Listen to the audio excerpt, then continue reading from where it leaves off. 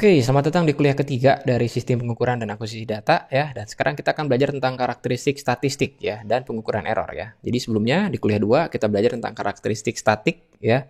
Dan ada beberapa karakteristik statik yang udah kita pelajari yang harus kita ketahui ya dalam memilih elemen pengukuran dan akhirnya juga kita memilih sebuah sistem pengukuran ya.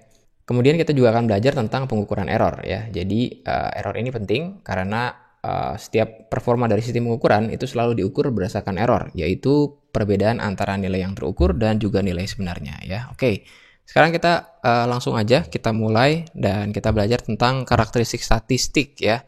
Jadi bukan statik ya. Kalau statik itu tidak berubah ya. Dan kalau statistik ini merupakan sebuah karakteristik yang harus membutuhkan beberapa kali pengukuran ya. Jadi kalau saya misalkan ada suatu sensor tekanan ya, dia mengukur sebuah tekanan konstan sebesar 0,5 bar ya. Jadi inputnya itu 0,5 bar. Jadi inputnya dibuat tetap nih ya. Kemudian yang menarik dari karakteristik statistik ini adalah kalau kita melakukan pengukuran beberapa kali untuk input yang sama ya. Jadi kalau misalkan dia punya karakteristik statik yang menggunakan persamaan input terhadap output ya. Jadi kalau dia 0,5 bar, kemudian dia memberikan output sebanyak 1 volt ya. Jadi kalau misalkan linear ya berarti kan kalau 1 bar ya maka dia punya respon yang lebih dari 1 volt ya, misalkan 2 volt ya. Oke. Nah, jika terdapat sejumlah besar pengukuran ya, jadi inputnya sama 0,5 bar, kemudian diukurnya beberapa kali ya, maka biasanya instrumen itu akan punya karakteristik statistik ya, di mana outputnya itu akan tersebar ya. Jadi dia akan tersebar di sekitar 1 volt ya. Jadi kadang kita dapat 0,99, kadang kita dapat 1, kadang dapat 1,02, kadang 0,98 ya. Dan ini merupakan karakteristik statistik yang rasanya akan pasti terjadi ya. Mau seideal apapun, mau sebagus apapun sebuah alat ukur ya, dia akan memiliki karakteristik statistik yang seperti ini ya. Jadi sekali lagi inputnya sama, kemudian melakukan pengukuran beberapa kali ya. Bahkan kalau pengujiannya itu dilakukan berhari-hari untuk input yang sama ya. Setelah itu akan diperoleh sebuah sebaran ya yang tampaknya acak ya, tapi nanti kita akan belajar yang acak itu justru bisa dikuantifikasi ya. Nah, karakteristik statistik ini namanya adalah repeatability atau pengulangan ya. Jadi kalau ada satu alat ukur yang bagus repeatability-nya ya untuk input yang sama, dia akan memberikan output yang sama. Ya, tapi kalau misalnya jelek ya, inputnya sama ya, tapi outputnya punya nilai sebaran yang sangat-sangat lebar ya, atau sangat tersebar di bahkan tidak di sekitar nilai yang seharusnya. Ya, gitu. Jadi kalau lihat dari contoh di atas ya, saya bisa bilang bahwa ini repeatability-nya bagus. 0,99, 1,0, 1,02, 0,98 ya. Tapi kalau dia misalkan ngasih sampai 0,7, 0,8, kadang 0,6 ya, maka sebarannya akan jauh dari nilai yang seharusnya. Dalam hal ini 1 volt ya. Nah, yang menarik adalah kita bisa mengkarakterisasi ya dari variasi statistik ini dengan melihat persamaan antara output dan input dari kuliah sebelumnya. Ya, jadi kita tahu bahwa output itu ya sebagai fungsi input itu merupakan ada bagian linearnya ya, yaitu KI plus A, di mana K-nya adalah gradient ya, kemudian A-nya itu adalah intercept ya, zero intercept ya. Kemudian ditambah dengan suku nonlinear yaitu NI ya, kemudian ditambah KM dan IM yang mewakili dari modifying input ya. Kemudian yang terakhir itu ada KI-nya, di mana I adalah interfering input. Ya, jadi ini adalah persamaan umum dari karakterisasi atau dari karakteristik output terhadap input dari sebuah elemen sistem pengukuran. Ya, nanti kita akan belajar bahwa kalau setiap elemen punya karakteristik seperti ini, kemudian dia digabungkan antara satu elemen dengan elemen lain, ya, nantinya sistemnya juga akan mempunyai karakteristik statistik yang lumayan harus dianalisanya, gitu ya, karena masing-masing elemen punya karakteristik statistik yang masing-masing, gitu, ya. Oke, nah, acak bukan berarti nggak bisa dikuantifikasi ya. Jadi kalau tadi kita lihat sebuah alat inputnya banyak. Inputnya 1 ya, kemudian outputnya banyak, ya kita pikir oke, itu acak ya, tapi ternyata bisa dikuantifikasi. Nah, kalau kita asumsikan I input ya, kemudian II, di mana I-nya adalah input interfering ya, kemudian M-nya adalah input yang modifying ya. Nah, kalau dia terdistribusi pada fungsi tertentu, ya jadi terdistribusi itu nilai acaknya kalau kita ambil nilai beberapa kali, bahkan mungkin ratusan ribuan kali, ya dia akan tersebar dalam bentuk distribusi normal. Ya, nah mungkin teman-teman pernah mendengar apa itu distribusi normal, ya, tapi kurang lebih digambarkan seperti gambar ini. Ya, nah sebelum kita masuk di persamaannya yang cukup menyeramkan itu ya, coba kita lihat apa sih yang dimaksud tentang dari distribusi normal ini. Nah, jadi distribusi normal ini punya bentuk yang kurang lebih seperti ini ya. Jadi misalkan ya rata-ratanya yang adalah X bar ya. Jadi ini adalah rata-rata ya. Dalam hal ini rata-ratanya berapa? 0. Ya, nah kalau ini adalah rata-ratanya ya. Nah, pada saat kita memiliki nilai rata-rata ini merupakan bagian tengah atau bagian puncaknya dari sebuah distribusi normal. Gitu ya. Nah, data yang lain itu akan tersebar di kanan dan di kirinya. Ya, dalam hal ini digambarkan dengan standar deviasi. Ya, kurang kelihatan ini ya. Nah, ini adalah standar deviasinya ya. Jadi untuk sigma ini adalah standar deviasi. Ya. Jadi standar deviasinya ada yang 1 ya, kemudian 2 kalinya, 3 kalinya.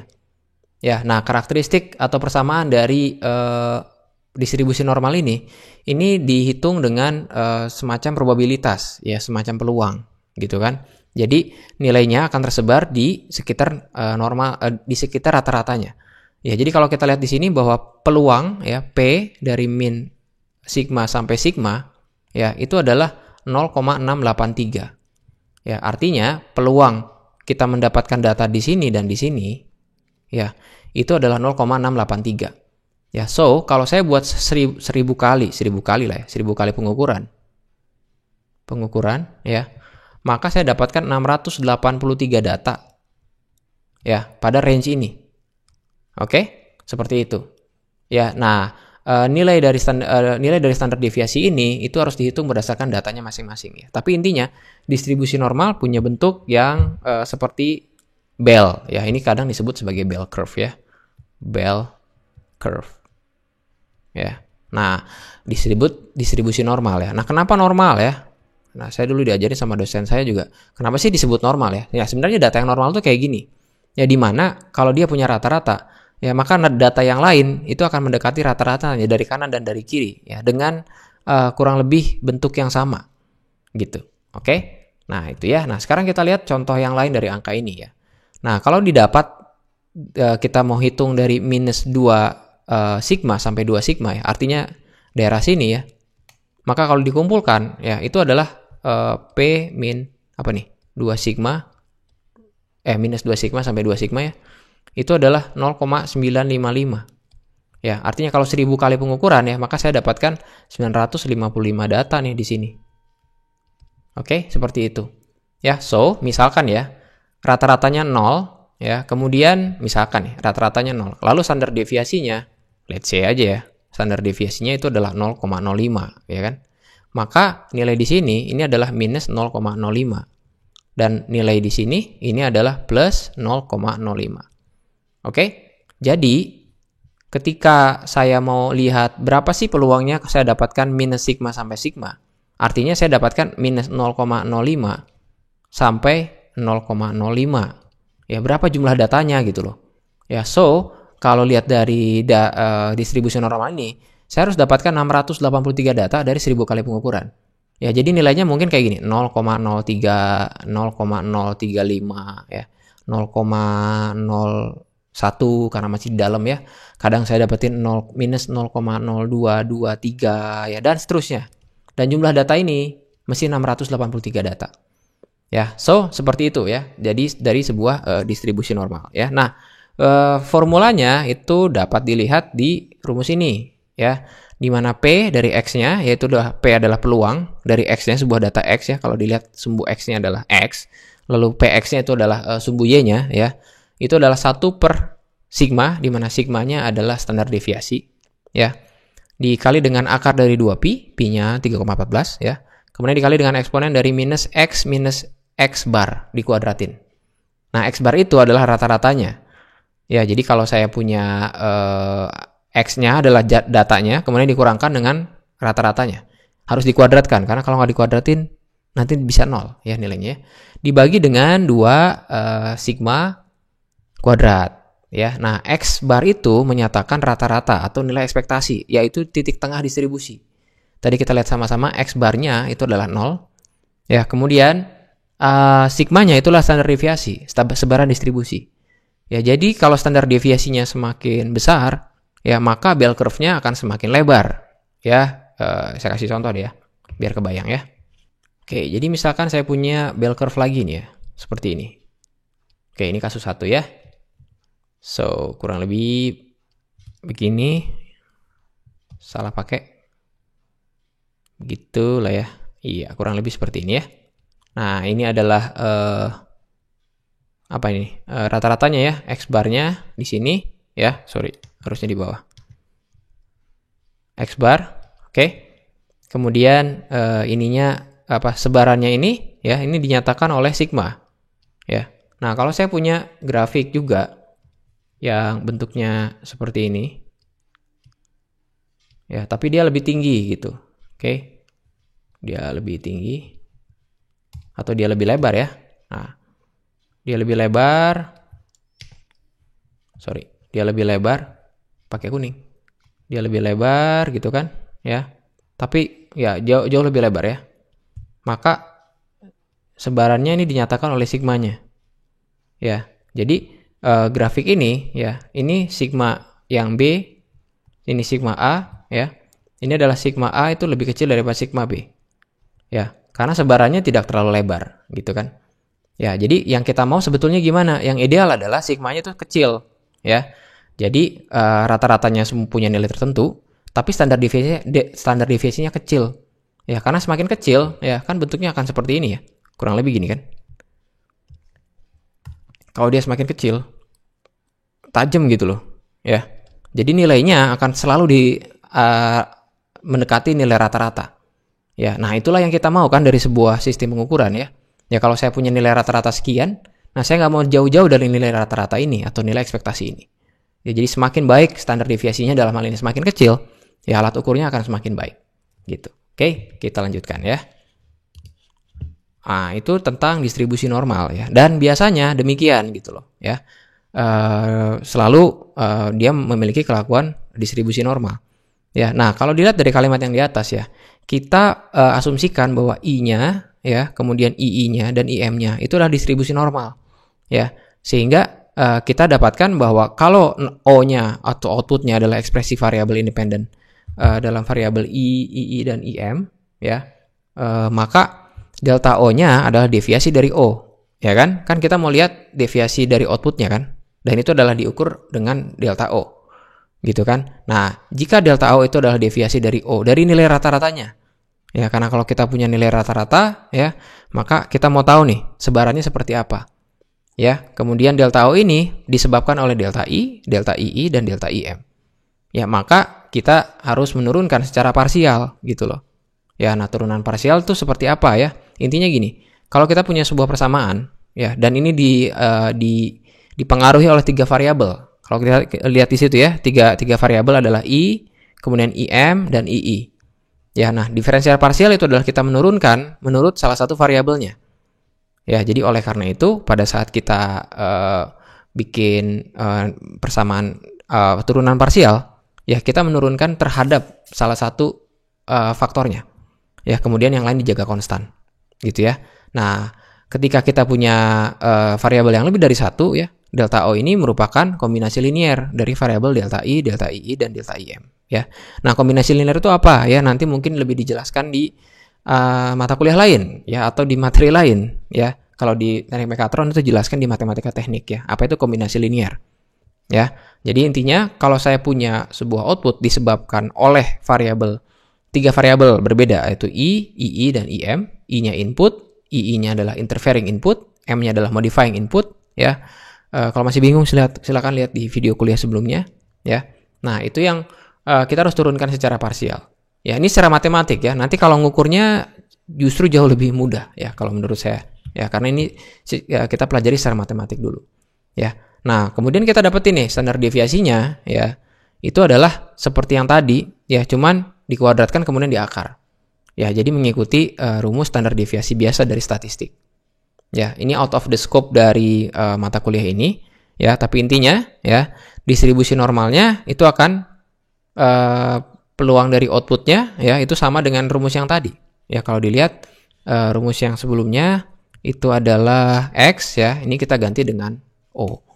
Ya O-nya adalah datanya ya, banyak kali kan, banyak banget ketika kita ngambil output ya. Dan O bar-nya itu adalah rata-ratanya.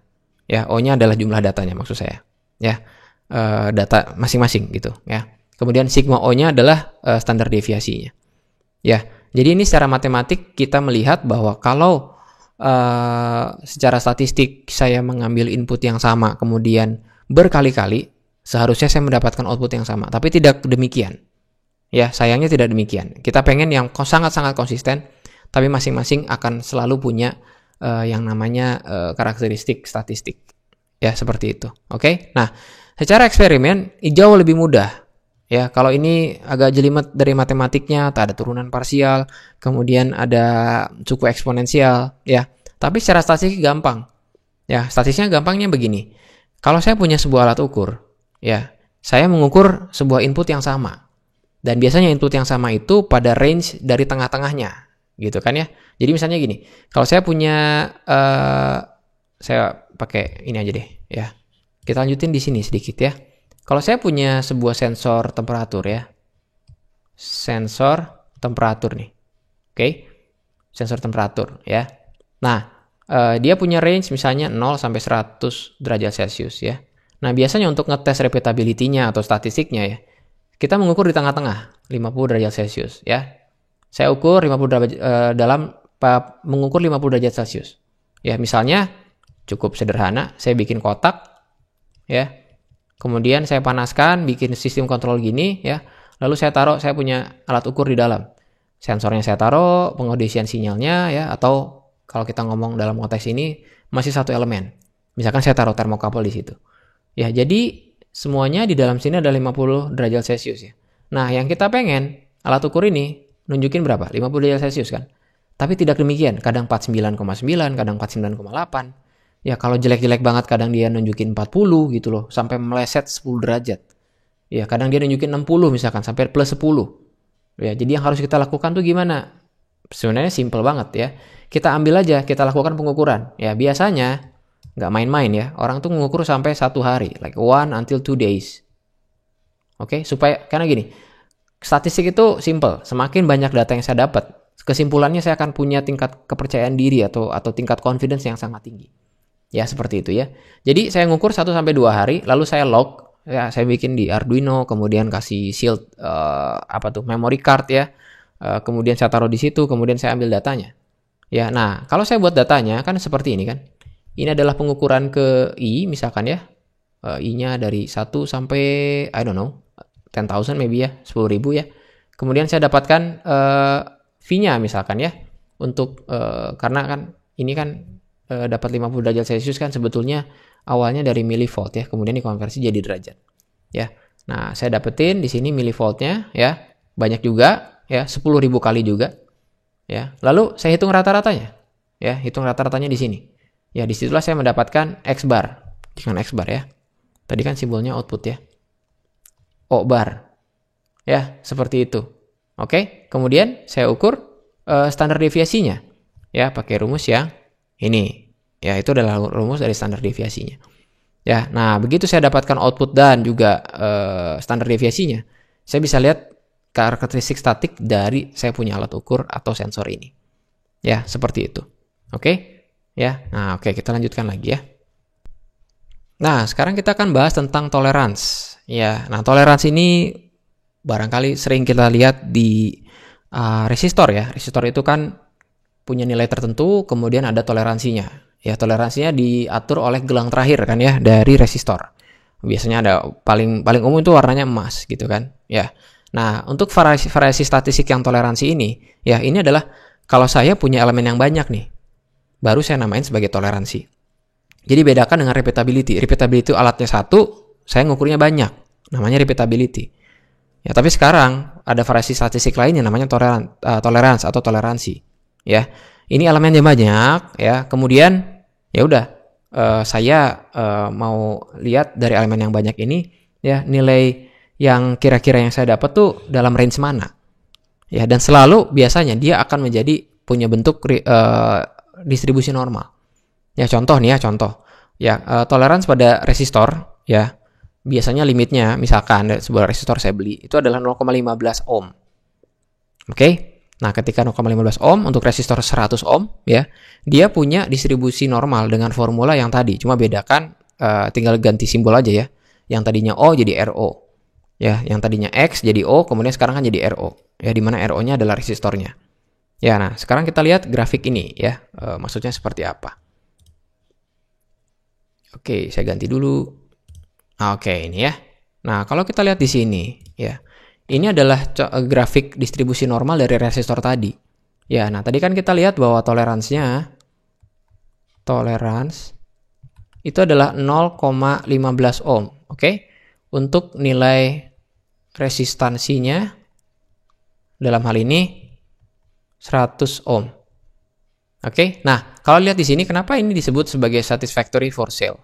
Ya kan? Karena gini, kalau saya punya 1 juta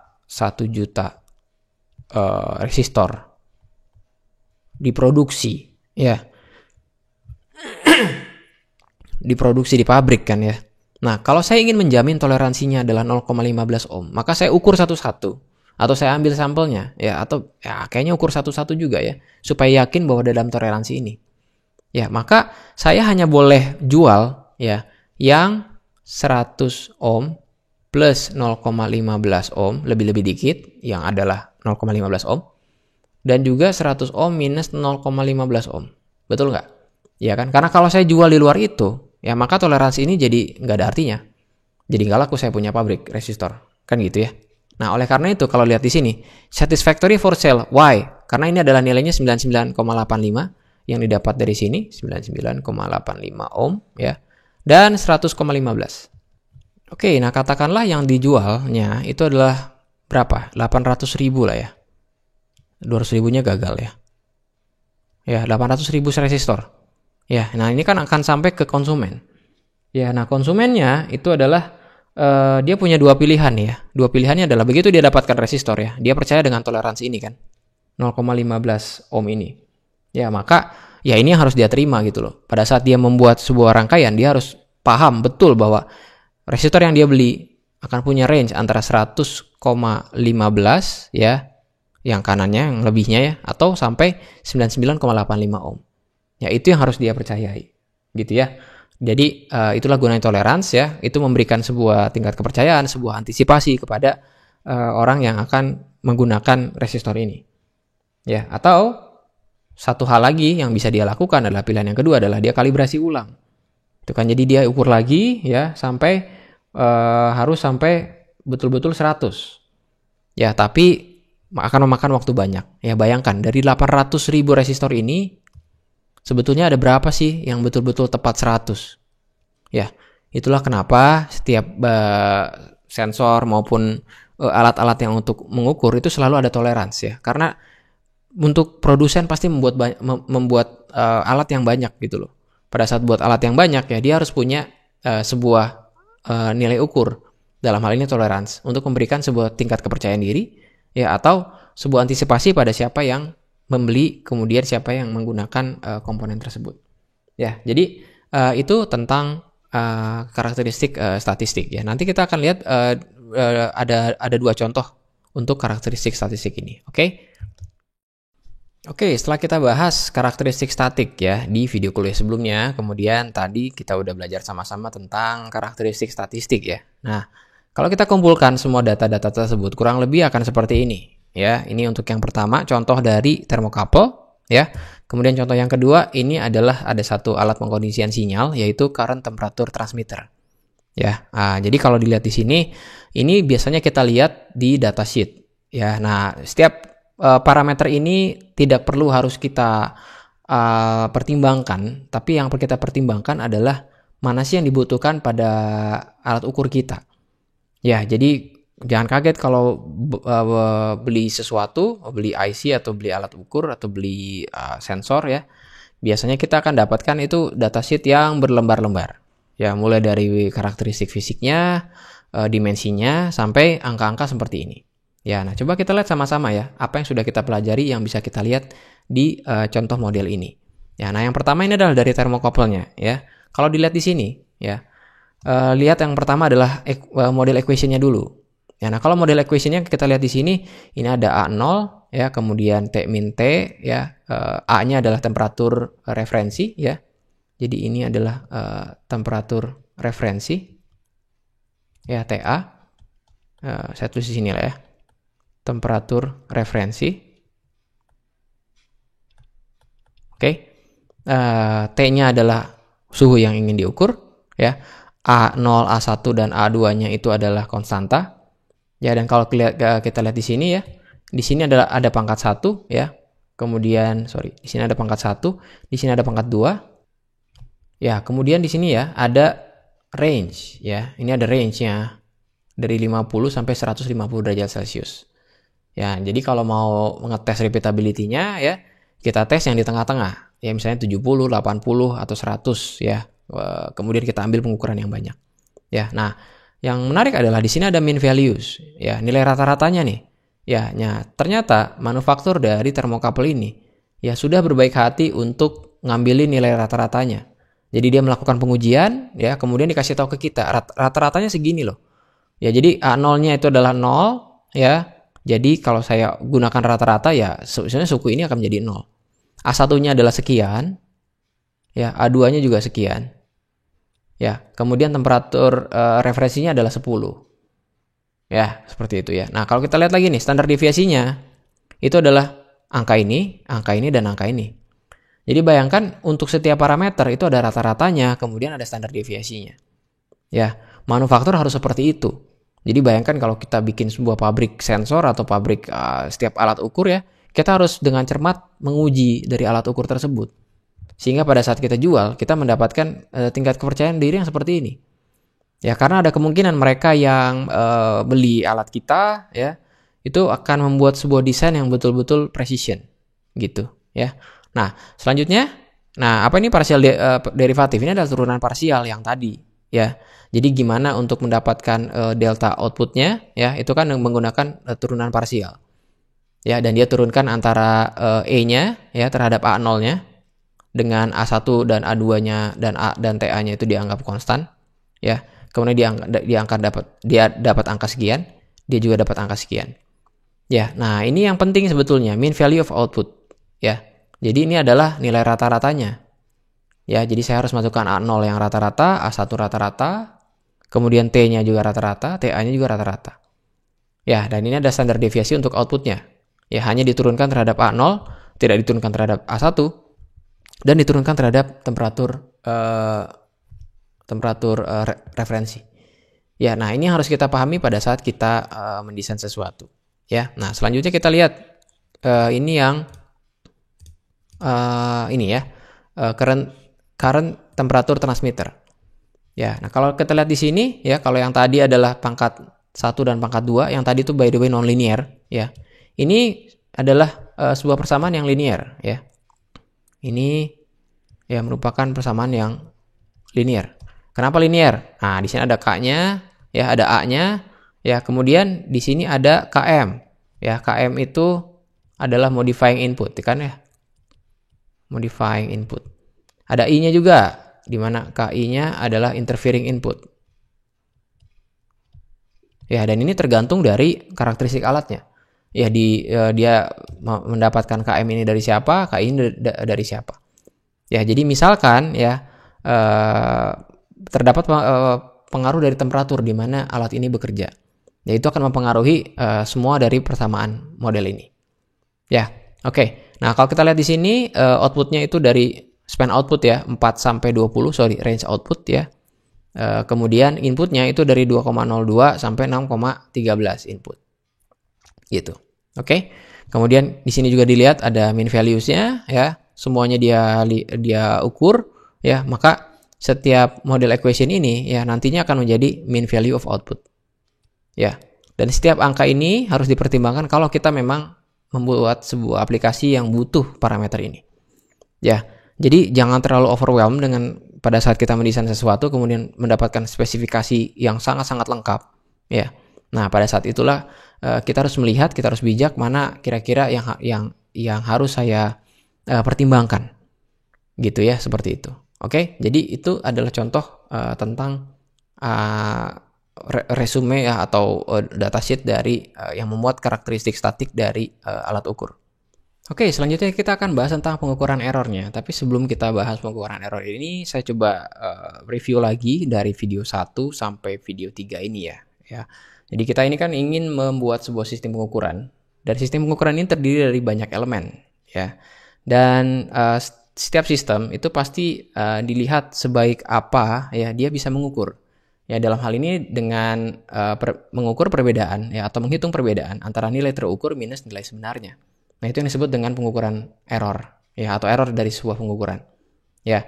Nah, sebelumnya kita lihat bahwa setiap elemen dari sistem ini, jadi ada sistem yang di dalamnya ada banyak elemen dan setiap elemen ini punya karakteristik statik dan juga statistik yang masing-masing kan. Ya, nah ketika kita melihat masing-masing ini, begitu mereka disatukan atau mereka dirangkai antara satu elemen dengan elemen lainnya, mereka tersambung ya. Maka kita harus menghitung ya error keseluruhan dari sistem. Ya, karena ada kemungkinan berbeda. Ya, jadi bukan berarti kalau saya tahu setiap karakteristik setiap elemen, saya tahu sensornya, saya tahu filternya, saya tahu amplifiernya, atau saya sampai tahu elemen buat presentasi datanya, ya, tapi itu belum tentu juga. Ya, walaupun kita bisa hitung masing-masing lalu kita hitung, ya, tapi begitu kita gabungkan, ya, akan begitu banyak hal yang harus kita pertimbangkan. Ya, dalam hari ini sekarang kita akan melihat bagaimana error pengukuran dari sebuah sistem. Ya, jadi sebelumnya udah belajar tentang setiap elemen, sekarang kita akan belajar untuk sistemnya. Ya, nah, sistem pengukuran itu kan gabungan elemen yang memiliki karakteristik ya yang masing-masing dan berbeda-beda. Ya, jadi kalau dilihat di gambar ini ya, ada sebuah atau ada banyak elemen ya pengukuran K1, K2, K3 dan seterusnya. Ya, misalkan K1-nya adalah sensor, ya, K2-nya adalah pengkondisian sinyal dan seterusnya. Ya, maka input yang satu itu akan menjadi output, ya kan? Kemudian output yang satu akan menjadi input dari elemen yang lainnya. Ya, nah, coba kita akan turunkan atau kita lihat sama-sama kira-kira dia punya karakteristik seperti apa. Ya, nah, saya udah pindahkan ke sini ya, ke kotaretan ini ya. Jadi misalkan saya punya true value. Ya, true value-nya misalnya klasik aja ya. Ini adalah pengukuran suhu ya. Misalkan ini adalah pengukuran suhu ya, true value-nya di mana I-nya adalah suhu ya. Lalu elemen satunya itu adalah sensor. Oke. Elemen 2-nya ada amplifier. Ya. Elemen 3-nya ada pengkondisian sinyal, saya kasih filter. Filter ya. Kemudian saya cukupkan sampai 3 ya, saya potong sampai sini ya. Lalu ya saya dapatkan nilai terukur ya. Nah, tadi kita lihat sama-sama error dari sebuah sistem pengukuran itu adalah nilai terukur minus nilai sebenarnya. Ya, di mana dapatkan nilai sebenarnya? Ya, ini lewat proses yang namanya kalibrasi. Yang sudah dijelaskan di video kuliah 2 ya. Gitu. Oke, jadi ini adalah cara untuk mengetahui seberapa bagus sistem ini. Ya, semakin dia dekat nilai terukur dan nilai sebenarnya, ya errornya semakin kecil, alat ukurnya udah makin bagus. Ya. Nah, persamaannya ya, jadi persamaan dari sistem. Ya, saya bisa buat dalam yang paling sederhana, ya itu adalah OI, di mana I-nya adalah elemen, ya. Itu dikali KI plus dikali KI dikali I, ya, gitu. Oke. Nah, ini adalah contoh di mana linear, ya. Jadi ini adalah contoh linear, ya, dengan A sama dengan 0. Ya, jadi ingat lagi kan persamaan umumnya gini ya. O adalah KI plus A, ya. Nah, di sini saya buat A-nya 0 aja dulu, ya. Kemudian kan tinggal O sama dengan KI doang. Ya, tapi ini adalah satu elemen. Ya, ingat, ini adalah satu elemen nih. Satu elemen. Ya, nah kalau begitu ada banyak elemen, ya maka kita harus menghitung seperti ini. Nah, coba kita lihat elemen 1. Ya, elemen 1, ya. Di sini kan berarti O1, ya. sama dengan K1 dikali I1 ya. Nah, I1-nya itu adalah I.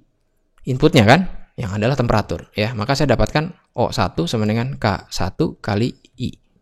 Oke, sekarang 2. Elemen 2 ya. Elemen 2 O1-nya menjadi I2. Ya kan? Karena output dari sensor itu akan menjadi input dari amplifier. Ya, make sense kan ya? Nah, oleh karena itu masing-masing karakteristik itu mesti dilihat. Yang karakteristiknya elemen menjadi karakteristik dari sebuah sistem. Ya. Nah, untuk yang kedua ini kita lanjutkan saja ya dengan persamaan OI, KI dan K dikali I ini ya. Berarti kan O2 sama dengan K2 kali I2. Ya, seperti itu. Oke, O2 sama dengan K2 kali I2. Ya, nah di sini dilihat bahwa O1 adalah I2. Ya. Maka O2 sama dengan K2, sekarang I2-nya saya ganti dengan O1. O1 apa? Yang ini, ya. O1 itu adalah K1 kali I. Ya. Jadi saya dapatkan K2 dikali K1 dikali I. Ya. Nah, sekarang kita lihat lagi nih. Elemen 3, ya. Elemen 3-nya itu adalah O3 sama dengan K3 kali I3 ya. Nah, I3 itu adalah O2 ya. Jadi saya bisa bilang K2 dikali O2. O2 yang mana? Ini O2 ya. Jadi K3 dikali K2 dikali K1 dikali I. Sih? Ya. Nah, yang menarik adalah kalau diteruskan terus-menerus atau saya cuma sampai O3 deh ya. O3 kan terakhirnya adalah K3 kali K2 kali K1 kali I. Ya. Nah, kalau kita mau lihat bahwa nilai terukurnya itu kan O-nya, outputnya kan, dikurangi I kan. Ya. Jadi kalau saya mau buat E-nya 0, ya pada saat yang bagus banget ya, errornya 0, itu kan O-nya harus sama dengan I kan. Ya, jadi K3 dikali K2 dikali K1 supaya errornya 0, ini harus bernilai 1. Betul kan? Karena kalau dia 1 semua, O3 sama dengan I. Artinya, output ini yang di ujung, itu sama dengan inputnya gitu loh. Ya, jadi bukan goalsnya ya, idealnya, K3 kali K2 kali K1, itu bernilai 1. Ya, supaya betul-betul ideal. Nah, kita akan lihat contoh dari satu sistem, yaitu sistem thermocouple. Ya, nah kita lihat di sini ya. Jadi ini adalah contoh sistem pengukuran temperatur dengan indikator berupa moving coil. Nah, jadi saya punya sebuah sistem pengukuran dengan sensor suhu, sebuah sistem pengukuran suhu ya maksudnya. Dia terdiri dari sensor thermocouple, ini adalah sensornya, kemudian ada amplifier, kemudian ada indikator. Nah, indikator ini adalah moving coil ya. Nah, moving coil itu ya sebetulnya sederhana ya, ada semacam ya skala seperti ini ya. Ini adalah skalanya ya, kemudian ada jarumnya ya. Nah, di dalamnya itu adalah ada coil yang berputar ya. Jadi ada coil magnetik yang berputar. Ya, seperti itu. Oke, nah sekarang kita lihat K-nya ya. Ini K1-nya itu adalah 40 mikrovolt, berarti 40 kali 10 pangkat minus mikro 6 ya. 3 mili kan? Ya, betul. Mikro berarti volt per derajat Celcius ya. Supaya satuannya SI juga semua. K2-nya adalah 1000 volt per volt ya. Dibuat satuan ini supaya nanti kalau pada saat dikali satuannya hilang ya. Kemudian K3 dari indikatornya itu adalah 25 derajat Celcius per volt. Oke. Nah, tadi kan didapat bahwa ini elemen 1, 2, 3 berarti O3 ya. Itu adalah K3 kali K2 kali K1 kali I kan? Ya, demikian ya. Nah, sekarang kita lihat. Berarti kan saya tinggal kalikan saja ya. K3-nya adalah 40 kali 10 pangkat minus 6 volt per derajat Celcius ya. Dikali dengan K2-nya adalah 1000 volt per volt ya, dikali dengan 25 derajat Celcius per volt. Ya, dikali dengan I ya. Oke, kita tinggal lihat di sini ya. 10 pangkat min 6 dengan 10 pangkat 3 menjadi 10 pangkat minus 3 ya. Berarti 40 kali 10 pangkat minus 3 kali 25 aja sisanya. Ya, nah yang menarik adalah 25 kali 40 itu udah 1000. 1000 kali 10 minus 3 itu hasilnya 1. Ya, maka di sini adalah O3 sama dengan I kan? Ya. Nah, ini adalah betul-betul alat yang sangat-sangat akurat.